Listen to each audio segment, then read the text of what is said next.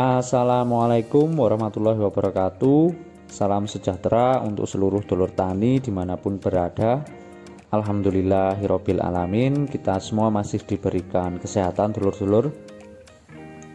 Dan bagi dulur-dulur yang dalam keadaan sakit, semoga segera diberikan kesembuhan agar dapat beraktivitas lagi, beraktivitas normal tanpa ada gangguan apapun.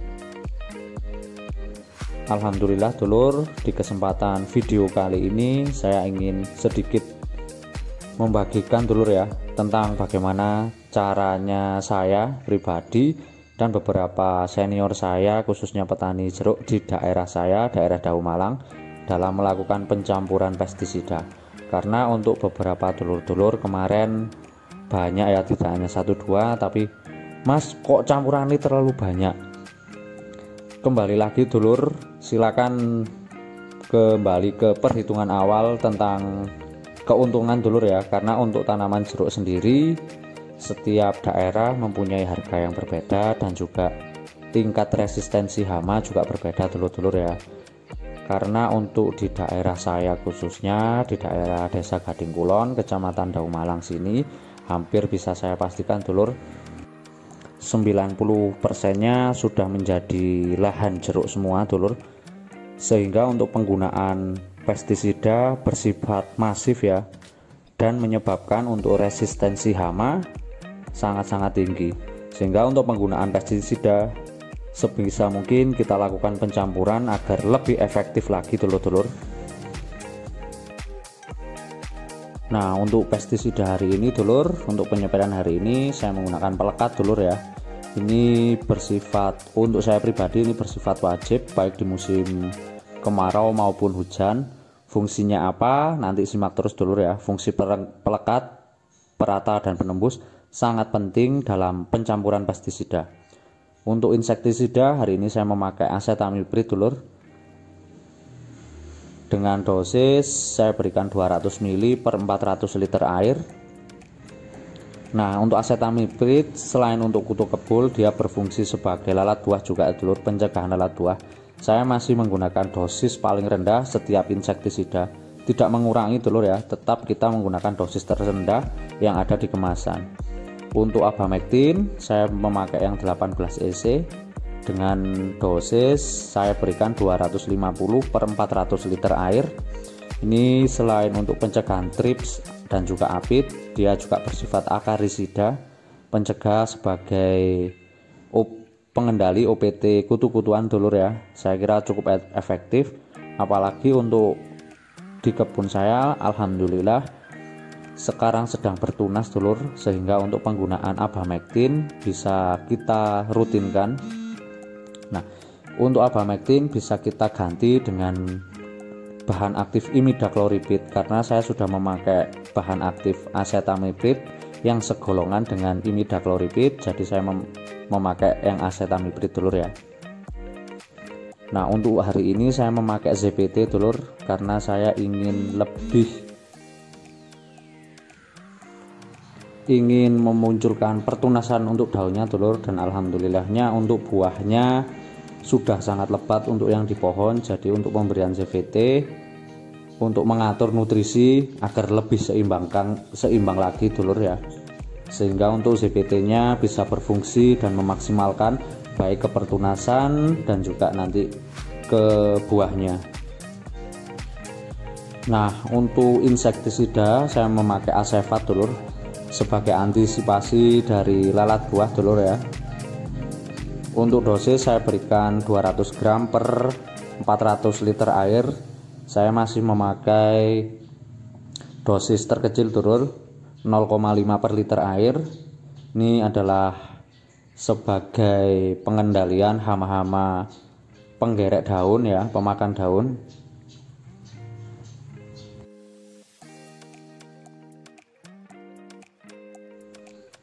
Dan untuk fungisida saya tambahkan bahan aktif sulfur.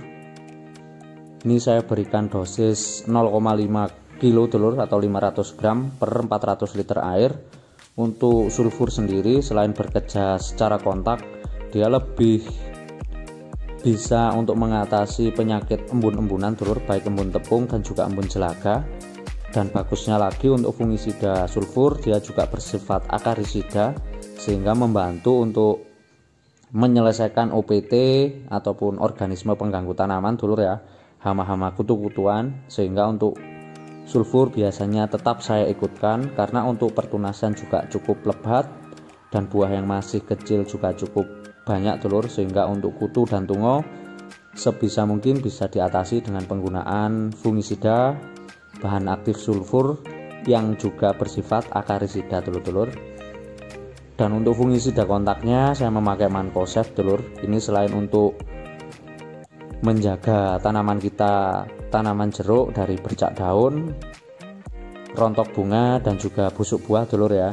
Jadi untuk setiap penyepraian pasti untuk fungisida yang bersifat kontak seperti Mancozeb ataupun Propinep biasanya selalu dipakai dulur ya. Dan untuk nutrisi tambahan dulur, saya berikan merek dagang Nutritop.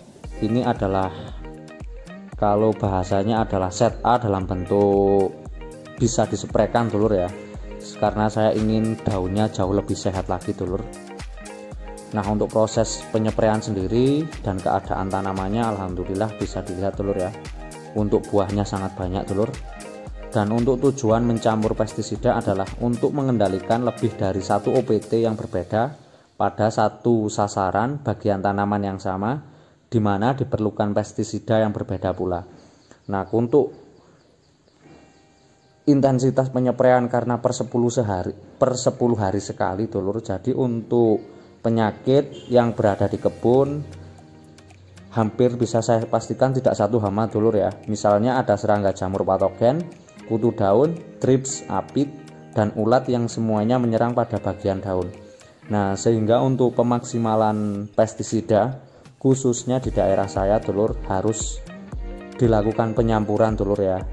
Tapi ada kaidah dasar dalam penyampuran pestisida yang harus tetap kita terapkan dulur-dulur. Nah untuk tahap-tahapnya saya juga masih belajar dulur ya. Yang pertama, jangan menyampur pestisida dari bahan aktif yang sama dulur. Misalnya Mancozeb dengan Mancozeb.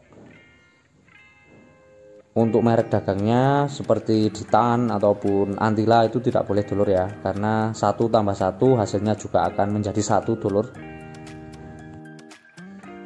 Dan yang kedua, jangan mencampur pestisida dari cara kerja yang sama atau lebih dari golongan yang sama dulur-dulur ya. Misalnya asetamiprid kita gandeng ataupun dengan bahan aktif imidacloripid. Kebanyakan untuk pestisida yang belakangnya berbunyi sama itu lebih mudah dikenali dengan golongan yang sama dulur-dulur ya. Yang ketiga, pastikan tidak terjadi reaksi satu sama lain dari campuran tersebut.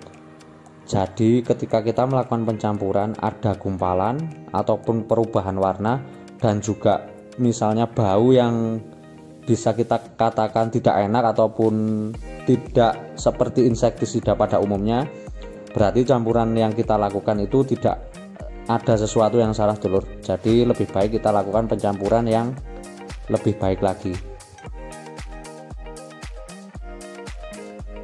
Dan yang keempat adalah tingkat resistensi hama OPT atau organisme pengganggu tanaman. Nah ini untuk setiap daerah kemungkinan berbeda-beda dulur ya, untuk dominan hamanya seperti apa dan juga tingkat resistensi hamanya seperti apa.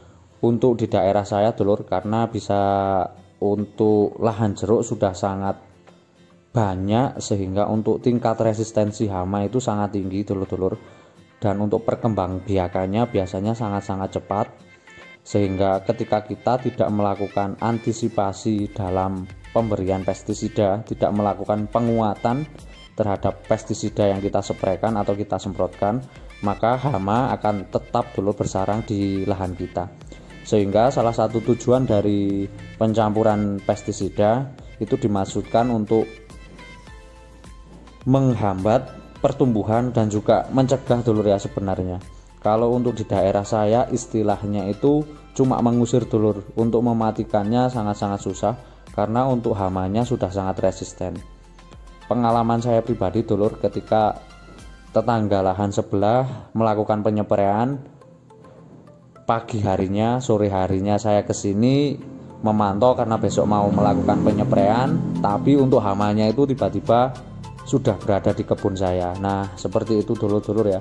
Sehingga ketika kita tidak melakukan antisipasi dan penguatan di campuran pestisida, maka untuk hamanya pasti akan berpindah dari lahan satu ke lahan yang lainnya. Nah, dan kunci di pencampuran pestisida yang menurut saya sangat penting adalah menggunakan pelekat, perata, dan penembus dulur ya. Itu sangat-sangat penting. Mungkin di setiap video saya mulai dari awal sampai sekarang, dulur-dulur bisa dilihat ya, kenapa saya selalu memakai pelekat, perata, dan penembus dulur-dulur ya. Salah satu fungsinya adalah untuk membantu membasahi, menempelkan, dan meratakan larutan pestisida yang sedang diaplikasikan ke tanaman.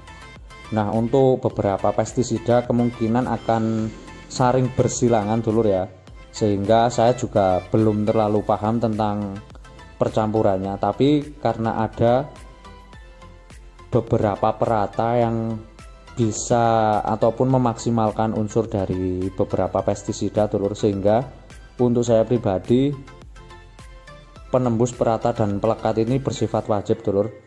Selain untuk mengemulsi ya, jadi menjaga bahan-bahan dari setiap pestisida itu bekerja dengan lebih baik dulur ya, sehingga nanti ketika kita campur setidaknya kita sudah memberikan emulsi ataupun bahan insektisida maupun fungisida mampu bekerja dengan baik, tetap baik dulur. Nah, itulah tadi dulur salah satu fungsi penting dari pelekat, perata, dan penembus.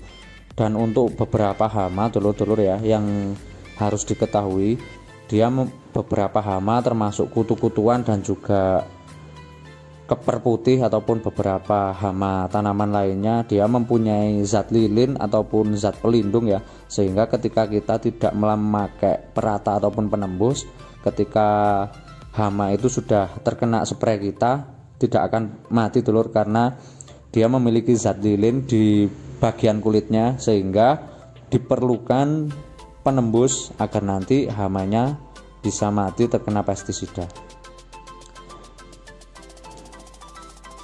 Dan kemarin dulur-dulur sempat ada yang bertanya, Mas, pakai Wings, Sunlight ataupun yang lainnya bisa? Di beberapa petani senior di daerah saya masih memakai dulur bahan pelekat sebagai pelekat ya, Wings ataupun Sunlight dan sejenisnya. Tapi untuk saya pribadi dulur, saya tidak memakai bahan-bahan seperti itu. Yang pertama, karena setelah beberapa literasi yang saya baca dulur, memang untuk Wings dan Sunlight bisa dipakai sebagai pelekat, tapi efeknya adalah ketika nanti butirannya ataupun jatuh ke tanaman, ke tanah maksudnya, dia akan mematikan mikroorganisme.